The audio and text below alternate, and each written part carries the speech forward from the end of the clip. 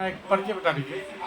सबसे पहले आपको मैं धन्यवाद देता हूँ। मैं संत मनोज दास मानवता वर्षगा साईं विचार सेवा ट्रस्ट का प्रबंधक हूँ। आज काफ़ी भीड़ है, बहुत देख रहे हैं, क्या ऐसा कार्यक्रम आज है आपका? जी, ये साल में एक बार होता है। ये वार्षिक उत्सव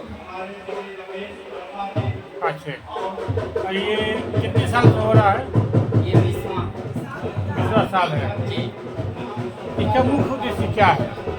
इसका मुख्य उद्देश्य यही है कि प्रकृतिवाद की तरफ लौटना, एक ईश्वरवाद की तरफ लौटना, मानव प्राणी के प्रति सेवा भाव, त्याग, समर्पण, जीव जंतुओं के प्रति दया भाव और प्रकृति की रक्षा करना, सभी धर्मों का सम्मान करना। जी, अभी मन से बोला जा रहा था भगवान एक हैं, ईश्वर एक हैं, और जो आज का युग चल रहा है उसको लेकर क्या कहेंगे आप? देखिए, परमात्मा की तरफ जो कुछ भी बनाया गया है उसमें किसी तरह का भेद नहीं।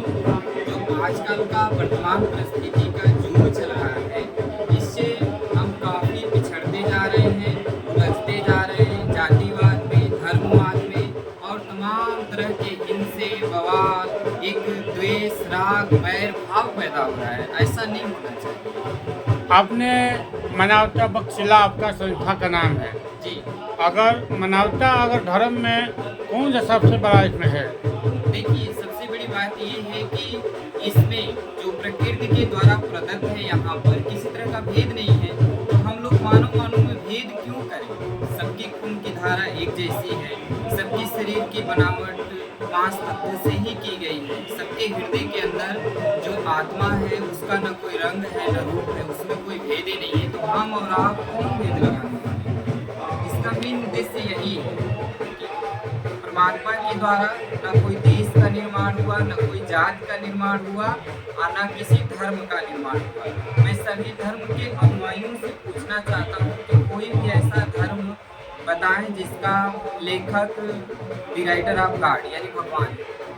जी, अपने संस्था के माध्यम से पूरे देश में क्या संदेश देंगे और मुख्य उद्देश्य क्या बता दीजिए? मैं अपने संस्था के माध्यम से पूरे देश बल्कि दुनिया में भी यही संदेश देना चाहता हूँ कि जैसे पहले लोग इस सब से दूर रहा करते थे, जो आदि मानव थे उनके अंदर तो किसी तरह का ये आभास नहीं था और प्राकृतिक पूजक थे, कर्म पर आधारित अपना जीवन जीते थे, श्रमण संस्कृति यानी श्रम करने वाले लोग थे, जात पात का भेदभाव नहीं था, धर्म का भेदभाव नहीं था। पुरानी सभ्यता में लौट आए और प्रकृति की रक्षा करें, अधिक से अधिक पेड़ पौधे लगाएं, मानव के प्रति प्रेम जताएं, मानव की भलाई के लिए कोई ऐसा योजना चलाएं जिससे मानव को लाभ मिले।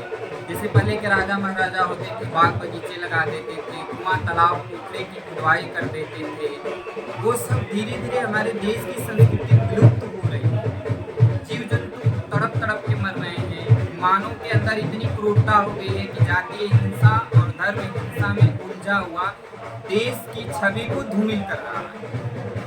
जी, हम जानना चाहते हैं आज का जो कार्यक्रम है कितने बजे तक चलेगा ये? तो सुबह 4 बजे तक चलता है।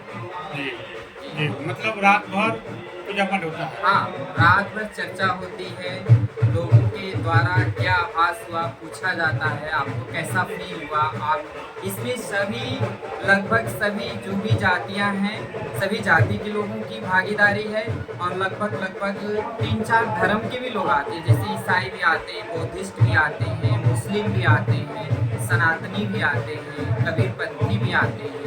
ऐसे करके कई लोगों का समागम होता है। ये कहाँ पर होता है? ये तो कुंडिनी जो नवानगर ब्लॉक के अंतर्गत स्थित 26 आबादी का एक गांव है। इस जगह का नाम कुंडिनी, पोस्ट डूमा बिहरा, नवानगर सिकंदरपुर बलिया।